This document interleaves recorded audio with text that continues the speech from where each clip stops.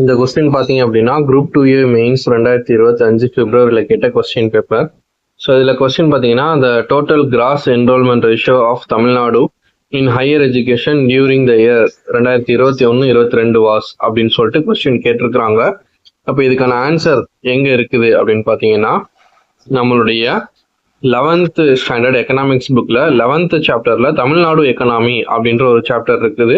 So அந்த சாப்டரில் பார்த்தீங்க அப்படின்னா ஹைலைட்ஸ் ஆஃப் தமிழ்நாடு எக்கனாமி அப்படின்னு சொல்லிட்டு கொடுத்துருக்குறாங்க.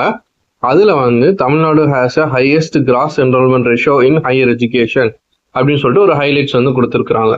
ஸோ அப்போ இந்த இது பார்த்தீங்கன்னா டேட்டா எனக்கு எக்ஸாக்டாக கொடுக்கல அண்ட் அந்த இயருமே எனக்கு கொடுக்கல. ஓகேவா? ஸோ அப்போ ஃபர்தராக நம்ம ஸ்க்ரால் பண்ணிட்டு கீழே போனோம் அப்படின்னா நமக்கு ஒரு கிராஸ் என்ரோல்மெண்ட் ரேஷியோக்கான ஒரு டேபிள் ஒன்று கொடுத்துருக்குறாங்க.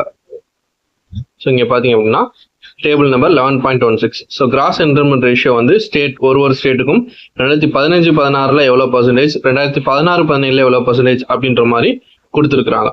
ஸோ அப்போ நம்ம சமச்சீர் புக்கினுடைய ஒரு ரெஃபரன்ஸை நம்ம எடுத்துக்கிட்டு அதுல இருந்து கரண்ட் இயர்ல எவ்வளோ பர்சன்டேஜ் இருக்கிறாங்க, ப்ரீவியஸ் இயர்ல எவ்வளோ பர்சன்டேஜ் இருக்கிறாங்க அப்படின்ற மாதிரி நம்ம எக்ஸாம் எழுத போறதுக்கு முன்னாடி ரீசெண்ட் டேட்டா நம்ம எடுத்து வச்சுக்கணும்.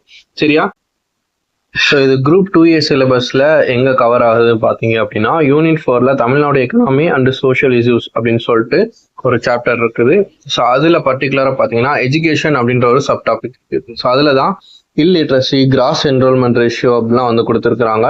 ஸோ அப்போ இந்த டாபிக் கொடுத்துருக்குறாங்கனாலே அப்போ இது ரிலேட்டடான டெஃபினிஷன் அண்ட் அது ரிலேட்டடான டேட்டா எல்லாமே நம்ம எடுத்து வச்சுக்கணும். ஸோ சோஷியல் இஷ்யூஸ் சப்ஜெக்ட் பொறுத்த வரைக்கும் நம்ம current data, current affairs, so இந்த மாதிரி கரண்ட் அஃபேர்ஸ் ரிலேட்டடான டேட்டா அண்ட் ஸ்கீம்ஸ் எல்லாமே நம்ம தெரிஞ்சு வச்சுக்கணும். ஸோ அது ரிலேட்டடாக தான் கொஸ்டின்ஸ் வரும்.